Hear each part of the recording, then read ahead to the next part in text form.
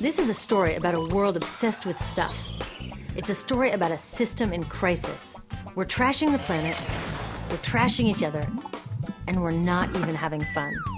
The good thing is that when we start to understand the system, we start to see lots of places to step in and turn these problems into solutions.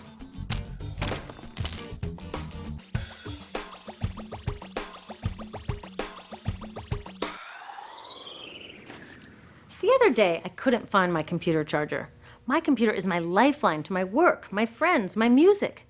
So I looked everywhere, even in that drawer where this lives. I know you have one too, a tangle of old chargers, the sad remains of electronics past.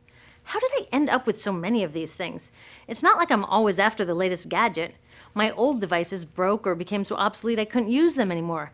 And not one of these old chargers fits my computer. Ugh! This isn't just bad luck. It's bad design. I call it design for the dump. Design for the dump sounds crazy, right? But when you're trying to sell lots of stuff, it makes perfect sense. It's a key strategy of the companies that make our electronics. In fact, it's a key part of our whole unsustainable materials economy. Design for the dump means making stuff to be thrown away quickly. Today's electronics are hard to upgrade, easy to break, and impractical to repair. My DVD player broke and I took it to a shop to get fixed. The repair guy wanted $50 just to look at it. A new one at Target cost 39 bucks.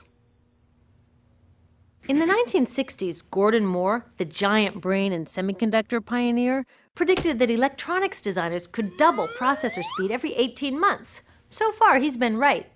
This is called Moore's Law. But somehow, the bosses of these genius designers got it all twisted up. They seem to think that Moore's Law means every 18 months we have to throw out our old electronics and buy more. Problem is, the 18 months that we use these things are just a blip in their entire life cycle.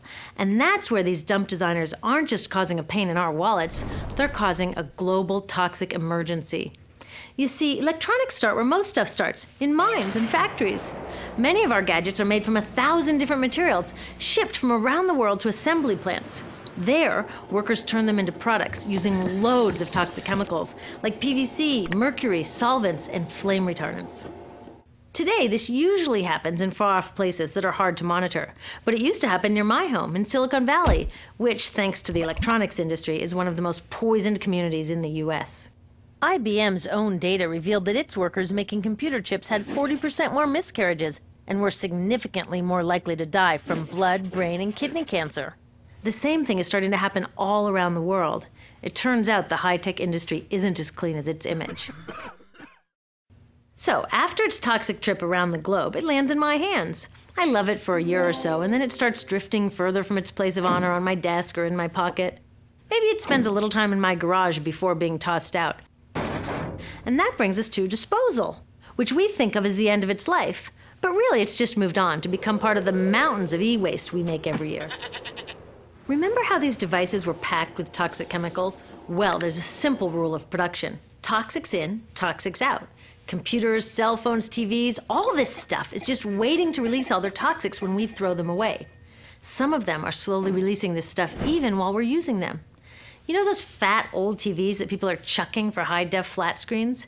They each have about 5 pounds of lead in them. Lead, as in lead poisoning. So, almost all of this e-waste either goes from my garage to a landfill or it gets shipped overseas to the garage workshop of some guy in Guiyu, China, whose job it is to recycle it. I've visited a bunch of these so-called recycling operations.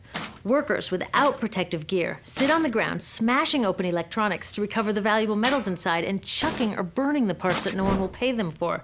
So while I'm on to my next gadget, my last gadget is off poisoning families in Guiyu or India or Nigeria.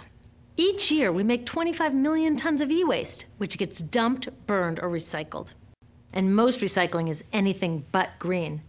So are the geniuses who design these electronics actually evil geniuses? I don't think so, because the problems they're creating are well hidden even from them. You see, the companies they work for keep these human and environmental costs out of sight and off their accounting books. It's all about externalizing the true costs of production. Instead of companies paying to make their facilities safe, the workers pay with their health. Instead of them paying to redesign using fewer toxics, villagers pay by losing their clean drinking water. Externalizing costs allow companies to keep designing for the dump. They get the profits and everyone else pays. When we go along with it, it's like we're looking at this toxic mess and saying to companies, you made it, but we'll deal with it. I've got a better idea. How about you made it, you deal with it? Doesn't that make more sense? Imagine that instead of all this toxic e-waste piling up in our garages or in the streets of Guayu, we sent it to the garages of the CEOs who made it. You can bet that they'd be on the phone to their designers pretty fast demanding they stop designing for the dump. Making companies deal with their e-waste is called extended producer responsibility, or product take-back. If all these old gadgets were their problem, it would be cheaper for them to just design them longer lasting, less toxic, and more recyclable in the first place. They could even make them modular so that when one part broke, they could just send us a new piece instead of taking back the whole broken mess. Already, take-back laws are popping up all over Europe and Asia. In the US, many cities and states are passing similar laws. These laws need to be protected and strengthened. It's time to get these brainiacs on our side.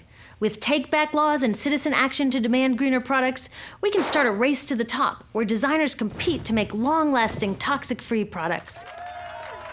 So let's have a green Moore's Law. How about the use of toxic chemicals will be cut in half every 18 months? The number of workers poisoned will decline at an even faster rate. We need to give these designers a challenge they can rise to and do what they do best: innovate. Already, some of them are realizing they're too smart to be dump designers and are figuring out how to make computers without PVC or toxic flame retardants. Good job, guys. But we can do even more. When we take our e-waste to recyclers, we can make sure they don't export it to developing countries. And when we do need to buy new gadgets, we can choose greener products. But the truth is, we are never going to just shop our way out of this problem, because the choices available to us at the store are limited by the choices of designers and policymakers outside of the store. That's why we need to join with others to demand stronger laws on toxic chemicals and on banning e-waste exports.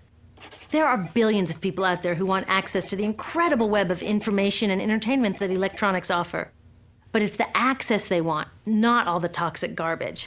So let's get our brains working on sending that old design for the dump mentality to the dump where it belongs, and instead building an electronics industry and a global society that's designed to last.